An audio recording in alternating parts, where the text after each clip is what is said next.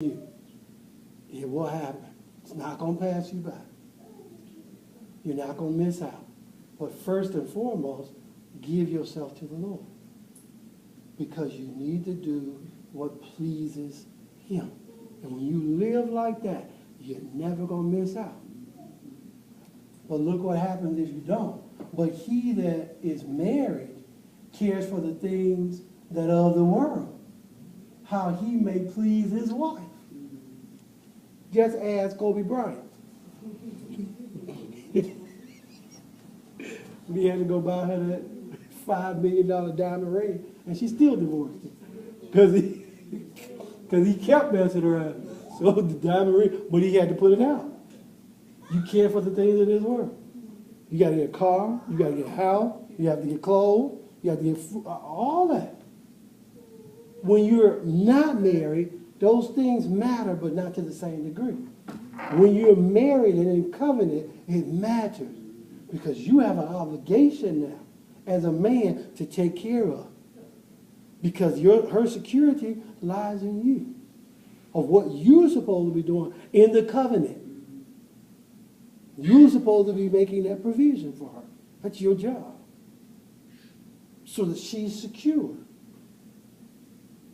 But that's what you're supposed to be bringing to the table.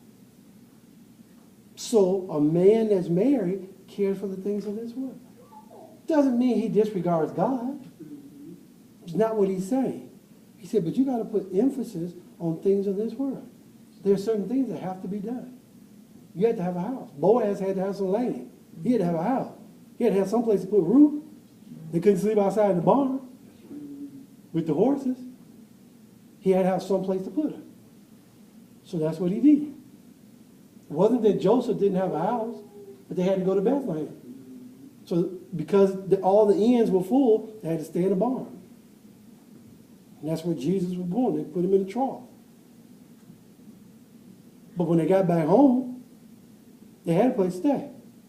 Because he had to make sure, it's my family. I got to have a place for them to stay. You have to care for the things of this world. You have an obligation as a man to make sure that that woman is taken care of. That's your obligation. It's your covenant that you cut with her. Now, if she does something to help out, to assist in, or whatever, that's fine. But it's your obligation to make sure that those things are provided. It's on you. So a married man cares for the things of this world, how he might please his wife. He said there's a difference also between a wife and a virgin. The unmarried woman cares for the things of the Lord, that she might be holy both in body and in spirit. Boy, look at this. Unmarried woman cares for the things of the Lord, that she may be holy both in body and in spirit. But she that is married cares for the things of the world, how she may please her husband. Because now she's got somebody she needs to cook for, clean for, be there for, help meet the responsibility. She's the one bearing the children, rearing them up. It's her responsibility, how she might please her husband. But the unmarried is to give themselves wholly, both in body and in spirit, to the Lord. Wow. That says a lot. And I want to encourage anyone that is not married. You give yourself wholly unto the Lord in body and in spirit. And if God has someone for you, in Ephesians 5, man, He's not going to miss you. You be a Proverbs 31 woman, and Ephesians 5 man is not going to miss you. He's not going to miss you. I'm telling you. He's not going to walk past you, around you, by you. He is not going to miss you. Not if you are a Proverbs 31 woman. Ephesians 5 man is not going to miss you. You give yourself wholly in body and in spirit unto the Lord, he is not going to miss you. And that's what we have to advocate for. That's what we have to do. That's the mindset that we have to have. But we're seeking after the marriage, but we're not preparing ourselves for the marriage. I'm seeking to be married, but I'm not preparing myself for the marriage. What good is that? If I'm seeking to be, I need to prepare myself to be married. I need to present myself wholly unto God. I tell you, when I was single, it was the greatest thing that I could do. I could fast whenever I felt like. Because it was just me. And if I wanted to fast for 7, it was me. It was just me and God. Now, if I want to fast for 7 days, I got to ask permission.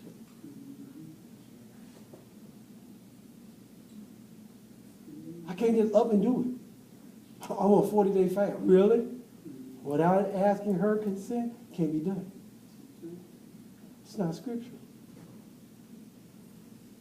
I have to get, because we're one, I have to get her consent. It makes a difference. Where my focus becomes. And if you're single, your focus should be totally 100% on God. He is not going to pass you by. If he has someone for you, I guarantee you, he's not going to pass you by. If you're a single man, focus on God. He's not going to pass you by. He will send you to the woman you're supposed to be with. He will give you your real. If you're a single woman, he will present you as a real to the man that you're supposed to be with.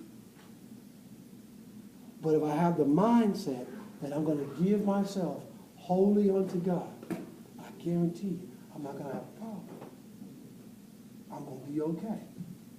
And this is what Paul is emphasizing to them. Verse 35.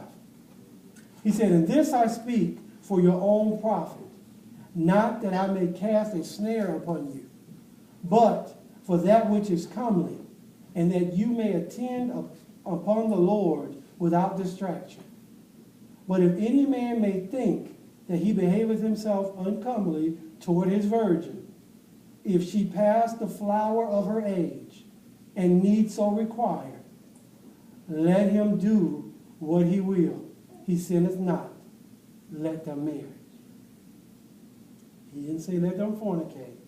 He didn't say let them shag. He didn't say no, he said let them marry. And this was those that have, we don't have servants or virgins in our house that serve us and then we eventually get to the point where they pass their time of flowering and then we want to marry. That's not the way it happens. Not in today's society. That person could be living someplace else. So, if it so be, he said, because of the present situation, he said, you're not committing a sin. It's not a problem.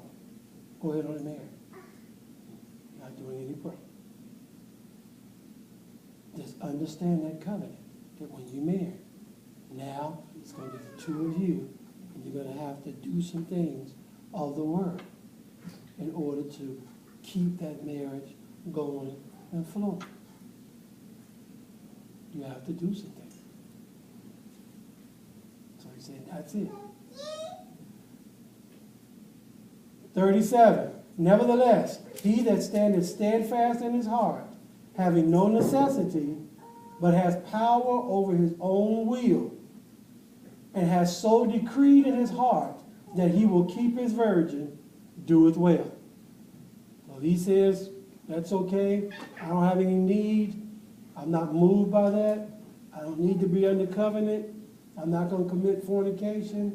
That's all right. She married somebody else if she wants to. She's free. I don't need to be married. That's what Nick was talking about earlier. There are some people that's meant to